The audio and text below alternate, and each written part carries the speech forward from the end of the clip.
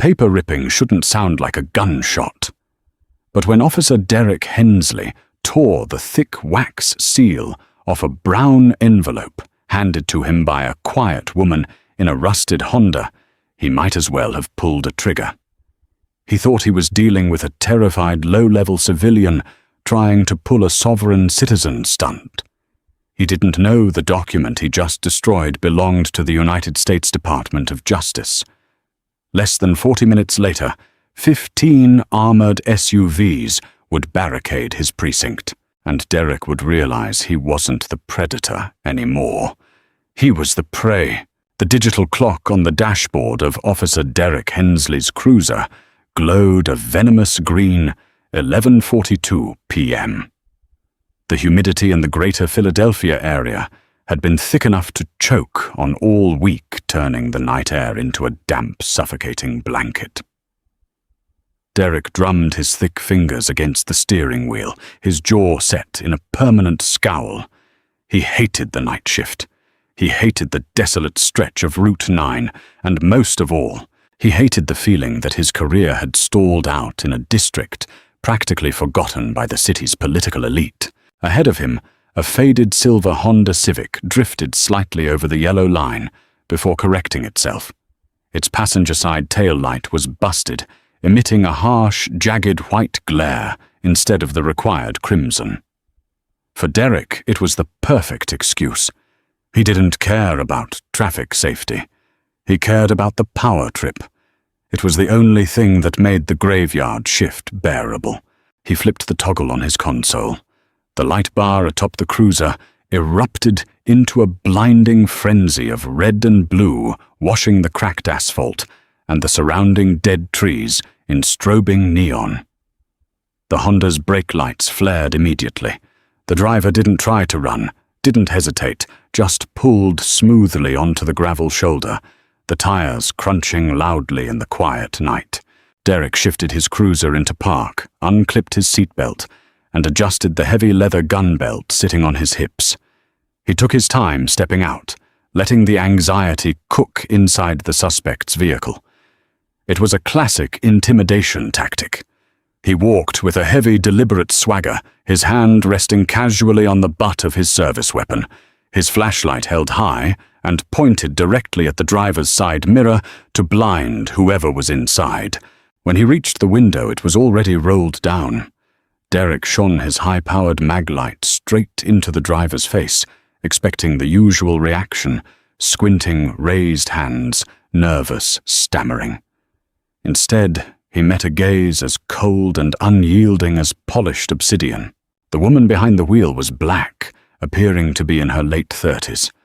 Despite the sweltering heat and the dilapidated state of the Honda, she was impeccably dressed in a tailored charcoal grey blazer over a crisp white blouse.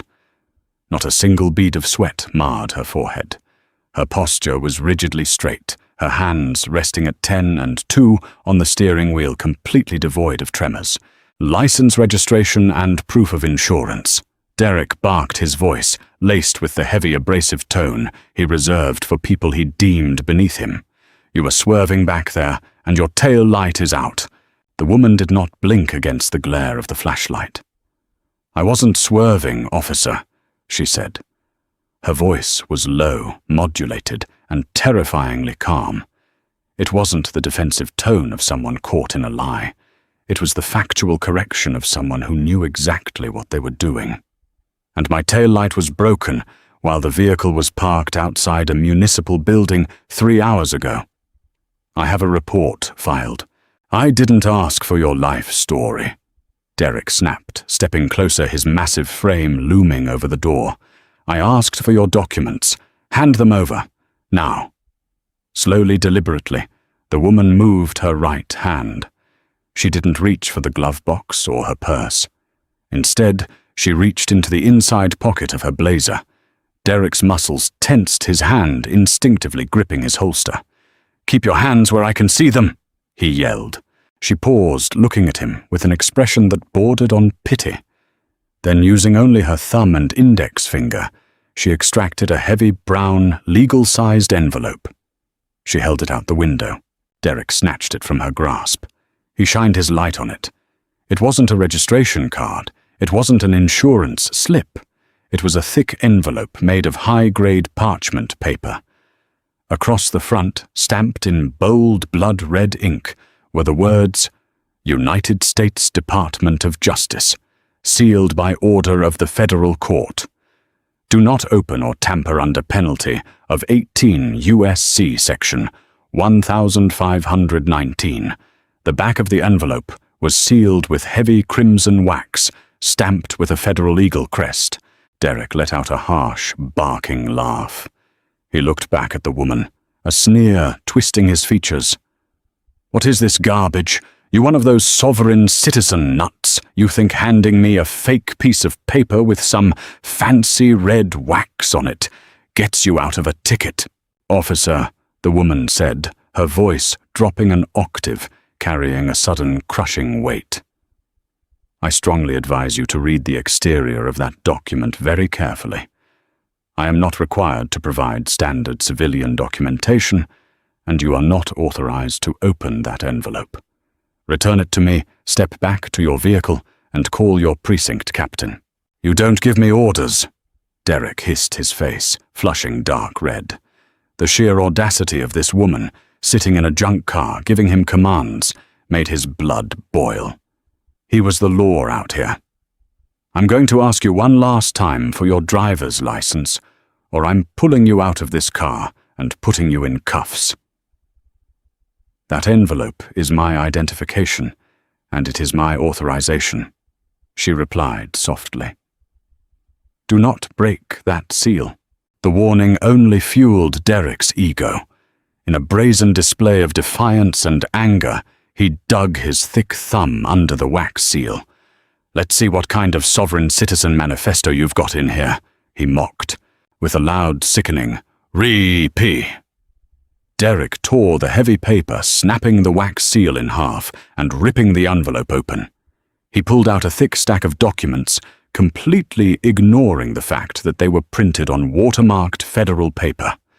He skimmed the first page, his eyes barely registering the complex legal jargon, the federal court seals, and the signatures from a United States district judge. The woman watched him. Her expression didn't shift to panic. It shifted to finality. "Officer Hensley," she said, quietly reading his name tag. "You just committed a federal felony, destruction of a sealed federal warrant, and obstruction of a federal investigation." Derek stopped. He looked at the torn envelope, then back at her, his ego refusing to let him back down. "Step out of the car," he growled, dropping the torn federal documents onto the roof of the Honda. "You're under arrest." "On what charge?" she asked, not moving. "Failure to provide identification, resisting a lawful order, and producing forged legal documents." Derek spat, opening her car door and grabbing her arm roughly. She didn't fight him. She allowed herself to be pulled from the car, turned around, and pressed against the cold metal of the Honda. As Derek forcefully wrenched her arms behind her back and clamped the cold steel handcuffs tightly around her wrists, she didn't flinch. "You have no idea what you've just initiated," she whispered, her voice barely carrying over the hum of the cruiser's engine. "Save it for the judge." Derek mocked, marching her toward the back of his cruiser. He grabbed the torn documents off the roof, crumpled them slightly in his grip, and shoved her into the back seat. As he slammed the door shut, he felt a surge of triumphant adrenaline. He had put another arrogant citizen in their place. He didn't notice the tiny flashing green light on the lapel pin of her blazer, transmitting a silent encrypted signal straight to a satellite, and subsequently to a heavily fortified command center 30 miles away. The 8th District Precinct was a crumbling brick fortress that smelled permanently of stale, burnt coffee, industrial floor wax, and localized despair. It was the kind of station where careers went to die, staffed by officers who were either too close to retirement to care, or too deeply entrenched in the local grit to ever leave. Derek marched the handcuffed woman through the heavy double doors, parading her past the holding cells with his chest puffed out. Desk Sergeant Bobby Higgins, a 30-year veteran with a greying mustache and a face mapped with broken capillaries, looked up from his crossword puzzle. "What do we have here, Hensley?" Higgins asked, eyeing the impeccably dressed woman who looked completely unfazed by the dingy surroundings. "She doesn't look like your usual late-night meth head." "Got myself a sovereign citizen," Derek proclaimed loudly, making sure the 3 other officers in the bullpen heard him. "Pulled her over for a busted taillight, refused to ID, handed me a bunch of fake federal mumbo-jumbo wrapped in a wax seal, arrested her for obstruction and forgery." He roughly guided the woman into holding cell 3, a cage of heavy steel bars with a single uncomfortable wooden bench. He uncuffed her, stepping out and slamming the barred door shut with a loud metallic clang. The woman didn't rub her wrists. She didn't approach the bars.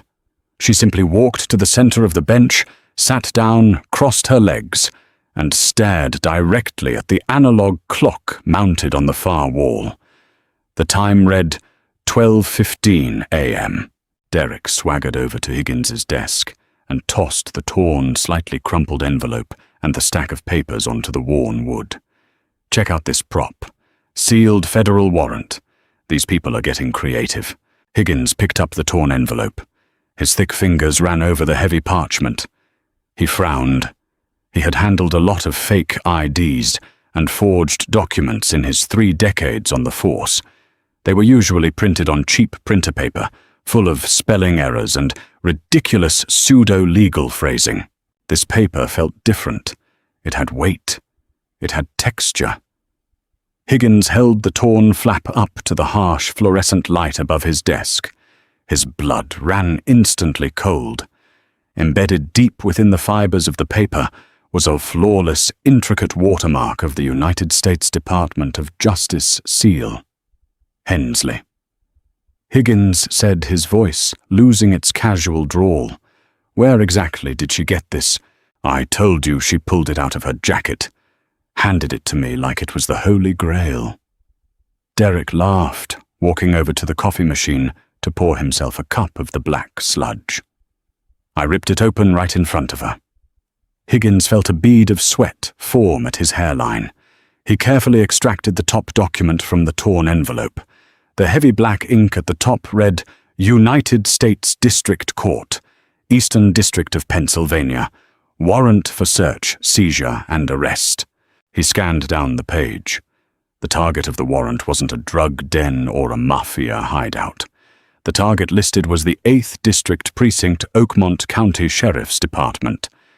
The individuals named for immediate detention included Captain Gregory Mitchell, Officer Derek Hensley, and all on-duty personnel. "Jesus Christ," Higgins whispered, the crossword puzzle forgotten. "Hensley, you tore this open." "Yeah, so." Derek took a sip of his coffee, grimacing at the bitter taste. "It's fake, Bobby." "It's not fake," a voice echoed from the hallway. Captain Gregory Mitchell stepped out of his office. Mitchell was a lean, wiry man with sharp eyes that missed nothing. He was known in the district as a man who played by his own rules, a man who had built a very comfortable, very unofficial kingdom within the walls of the 8th Precinct. Mitchell walked over to the desk, snatching the papers from Higgins' trembling hands. As Mitchell read the documents, his face drained of all color. The arrogance that usually radiated from him vanished, replaced by a sudden, stark terror. "Who is she?" Mitchell demanded, turning his head sharply toward the holding cell. "I don't know, she wouldn't give me her ID," Derek protested, finally sensing the shift in the room. The smugness was starting to leak out of him. "You idiot!" Mitchell hissed, stepping aggressively into Derek's personal space. "You ignorant, arrogant, colossal idiot! Look at the bottom of the page." Derek leaned in, squinting at the fine print at the bottom of the federal document. It listed the executing officer. Special Agent in Charge, Maya Reynolds, DOJ Office of the Inspector General, Anti-Corruption Task Force. Before Derek could process what that meant, the precinct went completely silent. It wasn't a gradual quiet, it was instantaneous. The hum of the air conditioning unit cut off, the static chatter of the police radios on the officers' belts simultaneously went dead. "Hey, my radio just died," Officer Kevin O'Malley called out from his desk in the corner. "Mine too," said another. "Bobby, check dispatch." Mitchell barked, panic finally cracking his voice. Higgins turned to his massive array of computer monitors, the precinct's computer-aided dispatch caddy system. He rapidly clicked the mouse, but the screens were frozen. Then, in unison, all 4 monitors flickered, went entirely black, and then flared back to life with a single static image. It was the seal of the Department of Justice, rendered in high definition over a solid blue background. A digital progress bar appeared beneath it, rapidly filling from 0% to 100%. Text flashed across the screen in bold white letters, "Network seized under federal warrant. All communications disabled. Do not attempt to reboot. Captain." Higgins stammered frantically, slamming his fingers on the keyboard. "We're locked out. The whole system. Phones, internet radios, CAD. They cut us off from the outside world." Mitchell sprinted to the heavy steel front doors of the precinct. He pushed against the panic bar. It didn't budge. He pushed harder, throwing his shoulder against it. The electronic magnetic locks controlled by the precinct's central server had been engaged. They were trapped inside. The lights overhead flickered wildly, then shut off completely, plunging the station into darkness for 2 terrifying seconds before the dim red emergency backup lights kicked on. The bullpen was bathed in an eerie, bloody glow. In the silence, a sudden jarring noise made every officer jump. It was the red rotary phone sitting on Captain Mitchell's desk, the dedicated Federal Liaison emergency line. It hadn't rung in 6 years. Mitchell walked back to his office, as if moving through deep water. The phone kept ringing a harsh mechanical trill that echoed through the brick walls. He picked up the receiver, his hand shaking. "Mitchell," he croaked. "Captain Gregory Mitchell." A deep, resonant voice spoke on the other end. The voice carried no emotion, only absolute authority. "This is Supervisory Deputy Marshal Arthur Caldwell. You and your precinct are currently surrounded by heavily armed federal agents. We have locked down your network and sealed your building." "On what grounds?" Mitchell demanded, trying to find his bravado. "You can't lay siege to a local police station." "We can, and we have," Caldwell replied smoothly. 5 minutes ago, Officer Derek Hensley willfully destroyed a sealed federal warrant and unlawfully detained a federal agent. That was the trigger event. You have exactly 2 minutes to lay your weapons on the floor, open the front doors, and surrender. If you do not, we will breach the building, and anyone holding a firearm will be treated as an active threat to a federal official. Do you understand? The line went dead. Mitchell slowly lowered the phone. He looked out into the bullpen. Derek Hensley was standing completely still, his face pale, his coffee cup shattered on the floor at his feet. In holding cell 3, illuminated by the red emergency lights, Maya Reynolds finally stood up. She walked to the bars, wrapped her fingers around the cold steel, and offered Derek a small, chilling smile. The distant low-frequency hum vibrated through the floorboards before they even heard the engines. It was the sound of heavy-armored diesel vehicles idling in unison. "Mitchell, what the hell is happening?" Derek demanded, his voice cracking the reality of the situation, finally breaking through his thick skull. "Who was on the phone?" "Shut up!" Mitchell snapped, his mind racing. He looked at the officers in the room. Some had their hands hovering over their holstered weapons. Others were backing away from the windows. "Everybody listen to me, do exactly as I say. Unbuckle your gun belts. Put them on the floor. Step away from them." "Captain, we can't just disarm," Officer O'Malley protested, his eyes wide with fear. "We don't even know what's out there. "I said drop your weapons," Mitchell roared, the authority echoing off the brick walls. "If you touch your guns, you are going to die. Do it now." Reluctantly, slowly, the officers began unbuckling their heavy belts. The clatter of loaded Glocks magazines and batons hitting the linoleum floor was the only sound in the room. Mitchell unholstered his own weapon, placed it carefully on his desk, and walked out into the bullpen.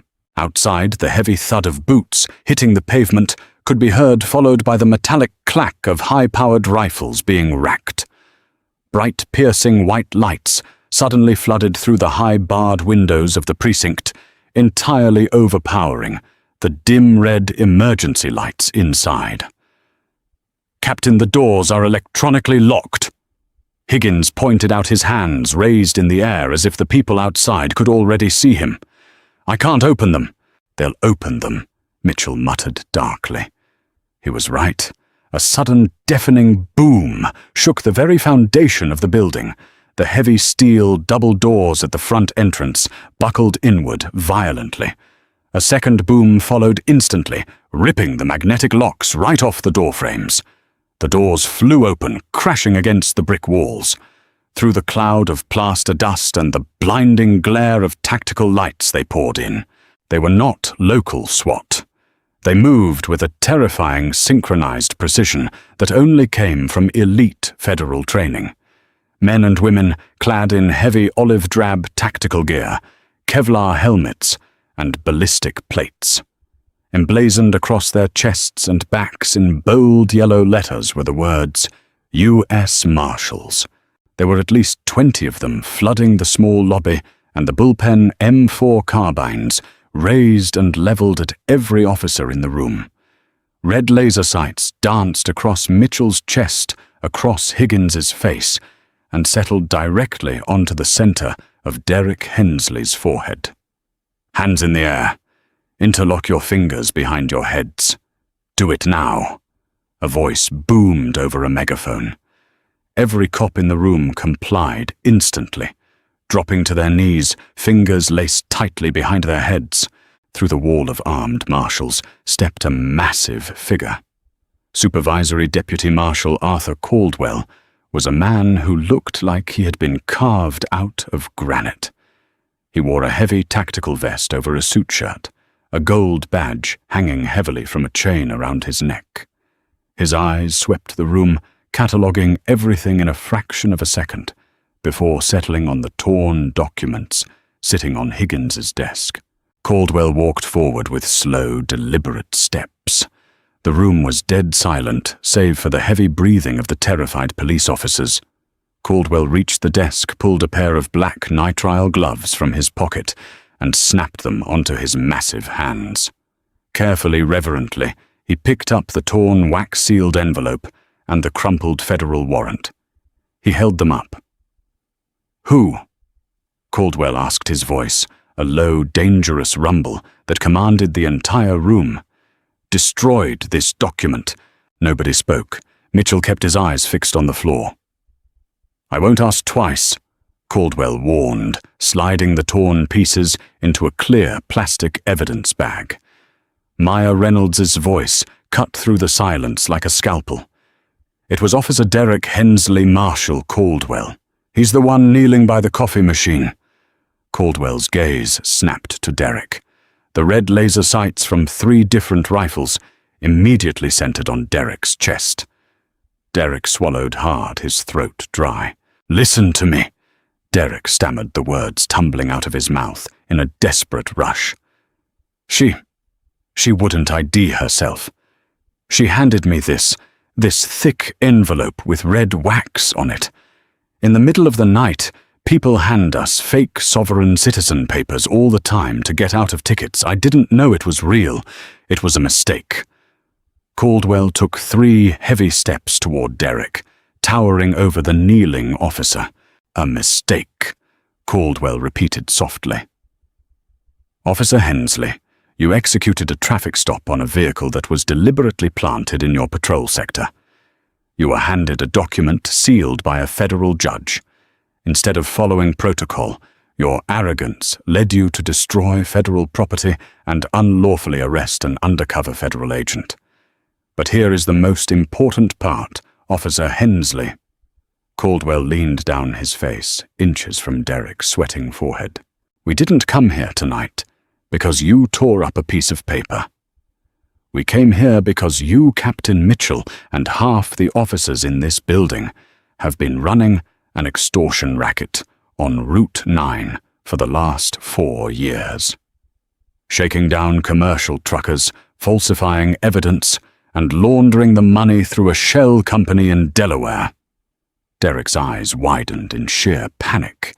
He looked over at Mitchell, who was staring blankly at the floor, totally defeated. Agent Reynolds has been auditing your precinct's financial records for 6 months. Caldwell continued, straightening up. We had enough for an indictment, but we needed to prove absolute willful corruption and a complete disregard for the law to ensure the RICO charges would stick. So we set a trap. We sent Agent Reynolds into your sector with a sealed federal warrant authorizing our raid. Caldwell gestured to the holding cell. 2 marshals immediately moved forward, producing a set of heavy keys they had taken from Higgins, and unlocked the barred door. Maya Reynolds stepped out of the cell. She dusted off her charcoal blazer, completely unfazed by the sea of tactical gear and weapons. She walked over to Derek, looking down at him with the same cold, unyielding gaze she had given him on the side of the highway. I told you, Maya said quietly, her voice echoing in the dead silent precinct. You had no idea what you had just initiated. You set me up, Derek whispered, his voice trembling with a mixture of rage and terror. You manipulated me into tearing it. I simply handed you an envelope. Maya replied, her tone clinical and detached. Your ego did the rest. You couldn't stand the idea that someone you pulled over might have authority over you. You couldn't resist showing off your power. And because of that, you added obstruction of a federal investigation to a list of charges that guarantees you will never see the outside of a federal penitentiary. Maya turned away from him, looking at Caldwell. Marshal, the precinct is secure. You have the floor. Caldwell nodded. He turned to the room of kneeling police officers, raising his voice to ensure every word was recorded by the Marshals' body cameras. Captain Gregory Mitchell, Officer Derek Hensley, and all individuals named in the warrant. You are hereby placed under federal arrest for racketeering extortion wire fraud and the destruction of federal evidence. You are no longer law enforcement officers. You are federal inmates. Marshals cuff them all. The chaotic sound of zip ties being ratcheted tight and metal handcuffs clicking shut filled the room. Derek Hensley was hauled roughly to his feet by 2 marshals, his arms twisted painfully behind his back, the exact same way he had handled Maya just an hour earlier. As Derek was marched toward the blown-out front doors of his own precinct, he looked back. The station was swarming with federal agents, systematically tearing through desks, pulling hard drives, and securing evidence. In the center of it all stood Maya Reynolds, calmly reviewing a tablet, the torn, wax-sealed envelope safely secured in an evidence bag on the desk beside her. Derek realized then the absolute truth. It hadn't been a traffic stop. It had been an execution. And he had tied the noose himself. The interrogation room at the Philadelphia FBI field office was a sensory deprivation chamber compared to the chaotic grime of the 8th precinct. The walls were soundproofed, painted a stark, unforgiving white. The stainless steel table bolted to the floor was freezing to the touch. Derek Hensley sat handcuffed to a heavy metal ring embedded in the table's surface, staring at the mirrored glass. The swagger he had worn on Route 9 had completely evaporated, replaced by the pungent, unmistakable scent of a man who realized his life was over. The heavy steel door clicked and swung open. Maya Reynolds walked in, carrying a thick manila folder. She wasn't wearing the charcoal blazer anymore. She had changed into a dark, tactical sweater and slacks, a holstered Sig Sauer resting on her hip. She sat across from Derek, dropping the folder onto the metal table with a dull thud. For 3 agonizing minutes, she said absolutely nothing. She just watched him. "I want a lawyer," Derek croaked, his voice raw. "You already have one," Maya replied smoothly. "A federal public defender named Thomas Gallagher. He's currently reading the 34-page indictment we drafted against you. He advised you to remain silent. But I think you and I both know that remaining silent only benefits the men higher up the ladder, men who are currently scrambling to figure out how to cut you loose." Derek swallowed hard, his eyes darting to the folder.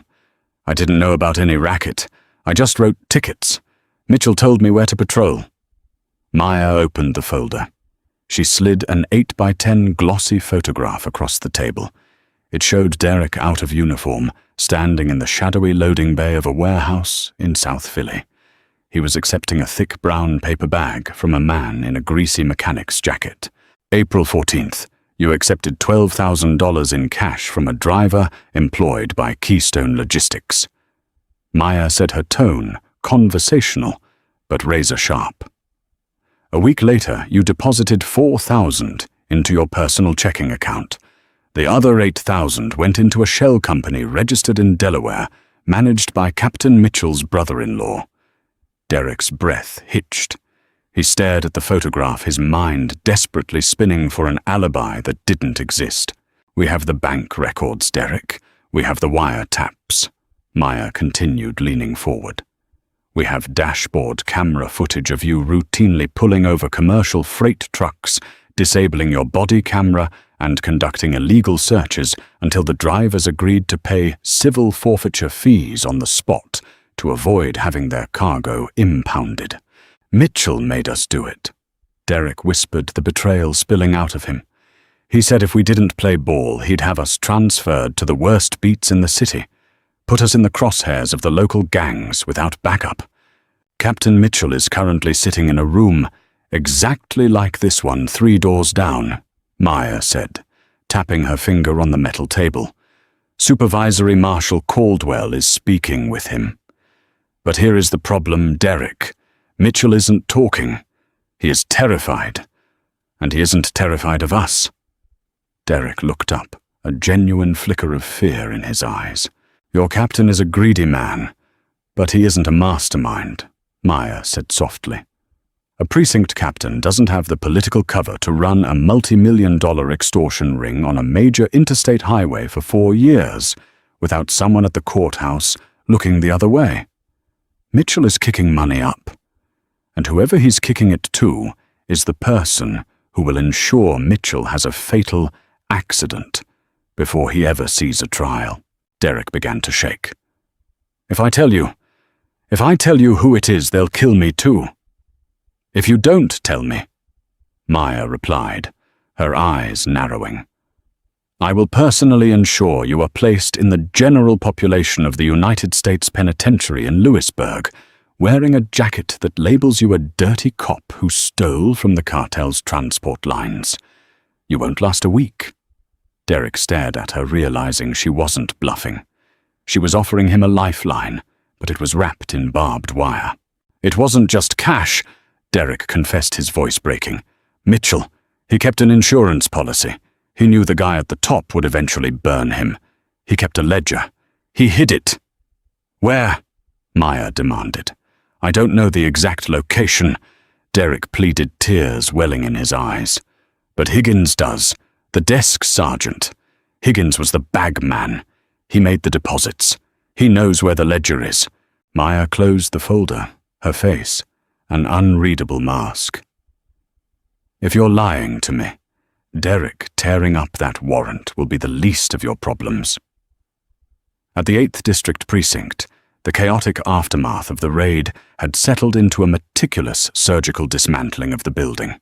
Federal forensic accountants and evidence response teams swarmed the bullpen, cataloging every piece of paper, bagging hard drives, and ripping open locked filing cabinets with crowbars. Agent David Miller, a bespectacled veteran of the DOJ's Financial Crimes Unit, was meticulously examining the underside of Desk Sergeant Bobby Higgins' massive wooden desk. Following the tip Maya had relayed from Derek's interrogation, Miller ran his hands along the heavy oak panels. "Got something?" Miller called out. Maya stepped through the ruined front doors of the precinct, the morning sun casting long, harsh shadows across the debris. She walked over to Miller, who was using a pry bar to pop a false wooden panel off the back of the central desk drawer. Inside the hollowed-out cavity was a vacuum-sealed plastic bag. Miller carefully extracted it, slicing the plastic open with a pocket knife. Inside was a small black leather-bound notebook and a brass safety deposit box key. Engraved on the head of the key was a 4-digit number and the logo for Liberty Trust Financial. Bingo, Miller muttered, flipping through the notebook. His eyes widened behind his glasses as he scanned the handwritten columns. "Agent Reynolds, you're going to want to see this. It's not just the trucker extortion money." Maya took the book.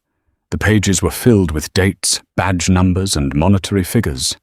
But in the margins there were names, prominent names, city council members, local business magnates, and civil court judges. Mitchell wasn't just running a toll booth, Maya said, her voice dropping as the true scale of the corruption dawned on her. He was running a massive intelligence-gathering operation. Whenever his boys pulled over someone high-profile, a judge with a DUI, a politician with a prostitute, a CEO with a trunk full of cocaine, they didn't arrest them. They took the evidence, buried the police report, and added them to the payroll. Blackmail, Miller concluded. Mitchell was collecting leverage, and using it to buy political immunity, Maya said, staring at a specific name circled in red ink on the final page of the ledger. WR, $50,000 monthly. "Who is WR?" Miller asked. Maya looked up, her expression grim. "William Russo, the district attorney." The implications hit the room like a physical blow. If the district attorney was the top of the pyramid, then the entire local justice system was compromised. Every warrant issued, every case dismissed, every conviction secured in the last 4 years was suddenly suspect. Maya pulled out her encrypted cell phone and dialed Marshal Caldwell. "Arthur," Maya said the moment he answered. "Put Mitchell in solitary immediately. Do not let any local corrections officers near him. The umbrella covers the DA's office. William Russo is the kingpin." "Understood?" Caldwell's deep voice crackled through the receiver. "But we have a problem, Maya. Higgins just lawyered up, and guess who walked through the doors of the field office to represent him?" "Don't tell me!" Maya gritted her teeth. "Gordon Croft, Russo's personal defense attorney and the city's premier fixer," Caldwell confirmed. "Word is already out on the street that the precinct fell. Russo knows we have Mitchell, and he knows we're tearing the station apart. He's making moves to silence the weak links. We need to get to that safety deposit box at Liberty Trust before Russo's people empty it," Maya ordered. If Mitchell kept the ledger here, the hard evidence, the photos, the dash cam footage used for the blackmail, is in that vault. Get a federal judge to sign a seizure order right now. Bypass the local courts completely. 30 minutes later, 3 black SUVs screeched to a halt outside the towering glass facade of Liberty Trust Financial in downtown Philadelphia. Maya, flanked by heavily armed marshals, strode through the revolving doors, flashing her gold badge at the terrified bank manager. "Federal warrant," Maya announced, slapping the paperwork onto the marble counter. "We need access to the private vaults, now." The manager, trembling, led them down to the subterranean vault. As they approached the heavy steel gate, Maya noticed something that made her blood run cold. The security guard stationed outside the vault was lying slumped over his desk, unconscious. "Weapons free," Maya ordered softly, drawing her Sig Sauer. They moved with lethal precision, slicing the corners of the vault room. At the far end of the narrow aisle of safety deposit boxes, a man in a sharp grey suit was desperately shoving manila folders and USB drives from an open box into a black duffel bag. "Federal agents, drop the bag and put your hands on your head!" Maya shouted, her weapon locked onto the center of his back. The man froze. Slowly he dropped the duffel bag. As he turned around, Maya recognized him instantly. It wasn't a cartel hitman or a street thug. It was Assistant District Attorney Simon Vance William Russo's right-hand man. The arrest of Simon Vance inside the bank vault sent shockwaves through the city's political elite, but Maya knew it wasn't enough. Vance was a loyal soldier. He would fall on his sword to protect D.A. William Russo. They had the blackmail material, they had the ledger, and they had the dirty cops. But connecting it directly to Russo in a court of law required a confession from the inner circle, and Russo was aggressively covering his tracks. Inside the federal holding facility, the tension was suffocating. Gregory Mitchell sat in an isolation cell, pacing like a caged animal. He knew Russo's reach. He knew that even federal walls weren't entirely impenetrable when millions of dollars and a political empire were on the line. At 6 p.m., a guard pushed a food tray through the metal slot of Mitchell's door. The guard wasn't one of the usual federal deputies. He was a local county corrections officer, temporarily contracted to help with the sudden influx of federal detainees. His name tag read COBB. Mitchell looked at the tray. Meatloaf, mashed potatoes, and a small carton of milk. He was starving, but a primal survival instinct screamed at him to stop. He looked up at the small security camera mounted in the corner of his cell. It was equipped with a tiny red light to indicate it was recording. The red light was off. Mitchell backed away from the tray, his heart hammering against his ribs. He looked at the door. Through the narrow, reinforced glass window, Officer Cobb was lingering, watching him intently, waiting for him to eat. Suddenly, the heavy steel door of the cell block slammed open. Marshal Caldwell, moving with terrifying speed for a man of his size, grabbed Officer Cobb by the back of his uniform collar and hurled him violently against the cinderblock wall. "Don't move a muscle," Caldwell roared, pinning the corrupt guard to the wall, while two other marshals secured Cobb's wrists. Maya stepped into the cell block, holding a tablet. She walked up to Mitchell's cell and looked at the food tray. "Agent Reynolds," Mitchell gasped, pressing his face against the glass. "He was trying to kill me." "We know," Maya said coldly. "We've been monitoring Cobb's bank accounts. 10 minutes ago, a wire transfer of $50,000 cleared into an offshore account in his wife's name. The IP address that authorized the transfer originated from a private server in District Attorney William Russo's basement." She unlocked the cell door and stepped inside. "Russo just tried to murder you inside a federal facility, Mitchell," Maya said, staring him down. "He thinks you're a liability. He's not trying to bail you out. He's trying to put you in the ground. Now, are you going to keep protecting the man who ordered your execution, or are you going to help me tear his life apart?" Mitchell looked at the tainted food tray, then at the corrupted guard being dragged away in handcuffs. The last shred of his loyalty to the syndicate vanished, replaced by a cold, consuming desire for revenge. "What do you need me to do?" Mitchell asked, his voice dead. Maya smiled. It was a terrifying, predatory expression. "I need you to make a phone call." An hour later, in a secure communications room, Mitchell sat with a headset strapped over his ears. Maya stood behind him, signaling the federal tech team to begin tracing the call. They weren't calling Russo directly, that would spook him. They were calling the DA's private burner phone, a number Mitchell had memorized for absolute emergencies. The line rang 3 times before a smooth, cultured voice answered. "I told you never to call this number. Bill, it's Mitchell." "The disgraced captain," said his voice, trembling slightly. a genuine fear that sold the performance perfectly. "I need help. The feds have me in isolation, but I've got a guard in my pocket who's letting me use a contraband phone." There was a long pause on the other end.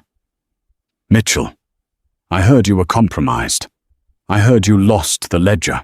"I didn't lose anything," Mitchell lied smoothly, reading off a script Maya had placed in front of him. "The feds hit the bank, but Vance is an idiot. He grabbed the decoy bag. The real hard drives, the ones with the mayor's photos and your offshore routing numbers, I buried them in a lockbox at the shipyard. But I'm not giving them up until you guarantee my family's safety and get me a lawyer who isn't going to sell me out." Another agonizing pause. Maya held her breath, watching the tracing software on the monitor lock onto a cell tower in the wealthy suburbs of the main line. "Where is the lockbox, Greg?" Russo asked, his tone shifting from dismissive to desperate. "Pier 42, container number 8804. The code to the padlock is your birth year," Mitchell said. "You have until midnight to get my family out of the city, or I give the location to Agent Reynolds." Mitchell hung up the phone. Maya clapped a hand on Mitchell's shoulder. "Good work." She turned to Caldwell. "Russo won't send a lackey this time. He can't trust anyone else. If those drives exist, they have enough evidence to put him away for life. He's going to go to the shipyard himself to destroy them." Caldwell racked the slide of his M4 rifle, a grim smile spreading across his face. "Let's go catch a district attorney." The trap was set. The hunter, who had preyed on the city for years, was about to walk blindly into a federal snare, completely unaware that the bait had been laid by the very woman whose legal authority his dirty cops had so arrogantly ripped apart. The fog rolling off the Delaware River at midnight was thick and pungent, carrying the scent of brackish water diesel exhaust and decaying iron. Pier 42 was a graveyard of rusted shipping containers, stacked 5 high, creating a labyrinth of narrow, shadowy canyons. It was completely silent, save for the distant rhythmic clanging of a buoy in the channel. Hidden among the towering metal corridors, 30 heavily armed federal agents waited in absolute stillness. Maya Reynolds crouched behind a stack of wooden pallets, the cold moisture of the fog settling on her tactical gear. Beside her, Supervisory Marshal Arthur Caldwell watched the entrance to the pier through the green tint of his thermal optics. "Vehicle approaching," Caldwell murmured, his voice barely a breath over the encrypted radio channel. No headlights. A nondescript dark grey Ford Taurus crept onto the gravel lot. It bypassed the main security gate, which the marshals had deliberately left unlocked, and rolled slowly down the central artery of the shipyard. The car finally eased to a halt in front of a towering stack of blue and rust-colored shipping crates. The driver's side door opened, and District Attorney William Russo stepped out into the damp chill. He was a man who practically lived in bespoke Italian suits, accustomed to the pristine, air-conditioned environments of courthouses and country clubs. Here, in a trench coat and expensive leather shoes that immediately sank into the muddy gravel, he looked entirely out of his element. But desperation had driven him to the mud. Russo pulled a heavy flashlight from his coat pocket and clicked it on. The beam cut through the fog, sweeping over the painted numbers on the corrugated steel walls. 8,802, 8,803, 8,804. Russo stopped. He approached the heavy steel doors of container 8804. Welded to the locking bar was an industrial steel lockbox, secured by a heavy brass combinations padlock. Russo's hands were visibly shaking as he reached out, his breath forming nervous white plumes in the frigid air. He spun the dials of the lock. 1, 9, 6, 8, his birth year. The padlock clicked heavily and popped open. Russo let out a ragged sigh of relief. He threw the padlock to the ground, unlatched the heavy box, and threw the lid open, shining his flashlight inside to claim the hard drives that would secure his freedom. The box was completely empty, except for a single crisp piece of heavy parchment paper sealed with the United States Department of Justice emblem. Russo frowned, his heart plummeting into his stomach. He picked up the paper. Printed in bold red ink was a single line of text. 18 U.S.C. Section 1519. Destruction of evidence. The exact crime that brought your empire down. Before Russo's mind could fully process the trap, the night erupted. A dozen high-intensity tactical floodlights snapped on simultaneously, instantly vaporizing the shadows and bathing the entire alleyway in a blinding artificial daylight. Russo dropped the paper and threw his hands up to shield his eyes, stumbling backward until his spine slammed against the cold steel of the shipping container. William Russo. Caldwell's voice boomed through a megaphone, the sound echoing like thunder off the metal walls. Keep your hands exactly where they are. You are surrounded by United States Marshals. From every direction, federal agents emerged from the fog. Laser sights cut through the mist, converging on Russo's chest in a dozen tight red dots. Maya Reynolds stepped out from the glare of the floodlights, walking calmly toward the terrified district attorney. Russo squinted, trying to regain a shred of the imperious authority he had wielded for a decade. "Do you have any idea who I am?" he shouted, his voice cracking. "I am the district attorney of this county. You are conducting an illegal ambush. I will have every single one of your badges for this. I will bury you in federal court. You aren't going to court as a lawyer anymore." "Mr. Russo," Maya said smoothly, stopping 5 feet away from him. "You're going as a defendant. On what grounds?" Russo spat, trying to smooth his trench coat. "You have nothing a fabricated phone call from a disgraced corrupt police captain. That is entrapment. It will be thrown out by the first judge who looks at it." Maya reached into her jacket and pulled out a digital audio recorder. She pressed play. The crisp, clear audio of Officer Cobb's interrogation filled the quiet shipyard. "He told me to do it. Russo's guy wired the 50 grand to my wife's account in the Caymans. They said if Mitchell ate the tray, my family would be set for life. I just had to make sure the cameras were off." Russo's face drained of color.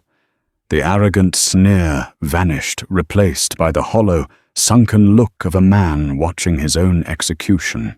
"We didn't just trap you with a phone call, William say." Maya explained, her tone devoid of any sympathy. "We used the call to force you into motion, to confirm you believed the blackmail evidence existed. But the real crime was the attempted murder of a federal witness inside a federal facility. We seized the IP logs from your home server 3 hours ago. We have the wire transfers. We have the corrupt guard."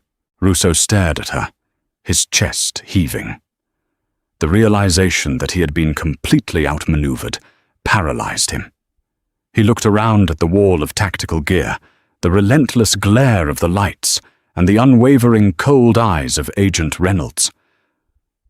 "I can give you the mayor," Russo whispered desperately, his voice dropping to a pathetic bargaining plea.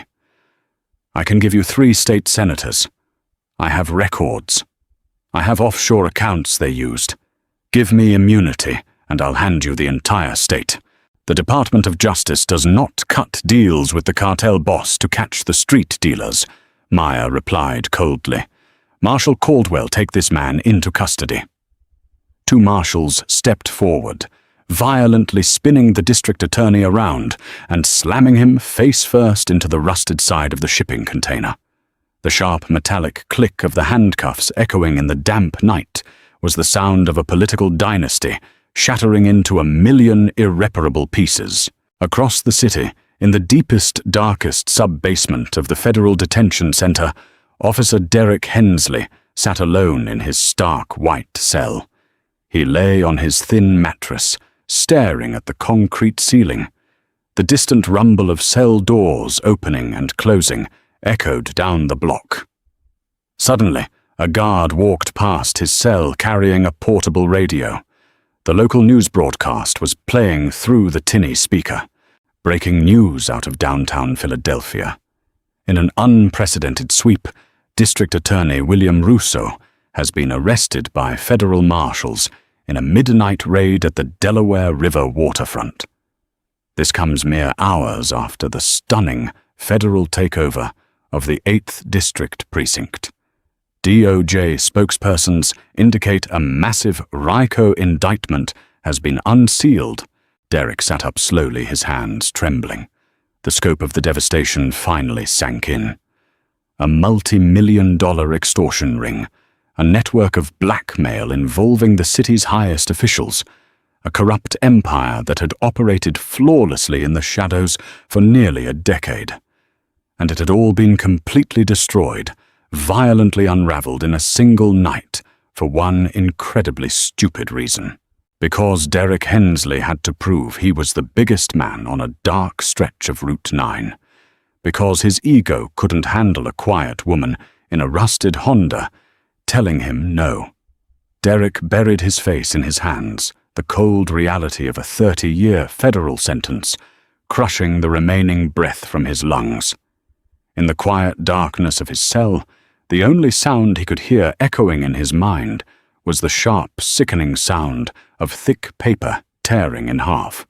What started as a routine, ego-driven traffic stop became the match that burned a massive political corruption syndicate to the ground. A single act of arrogance, the tearing of a sealed federal warrant, proved that even the most deeply entrenched criminal empires can be undone by the sheer hubris of their lowest soldiers. Justice isn't always delivered in a courtroom. Sometimes it arrives in a rusty Honda Civic.